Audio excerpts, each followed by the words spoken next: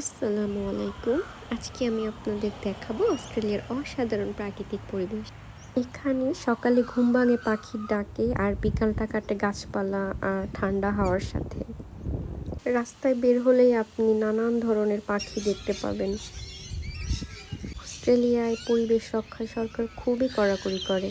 যদি কেউ গাছে পাখির বাসা নষ্ট করে বা বন্যপ্রাণীকে বিরক্ত করে, তাহলে আপনাকে হাজার হাজার ডলার জরিমানা দিতে হতে পারে। এমনকি কিছু কিছু ক্ষেত্রে আপনার জেল পর্যন্তও হতে পারে।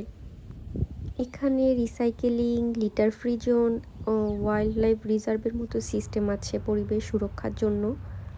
এমনকি আপনি রাস্তায় হেঁটে গেলে রেইনবো, লরিকিট, কাকাডু, কোকাবুরা এমনকি ইমু পাখিও দেখতে পাবেন।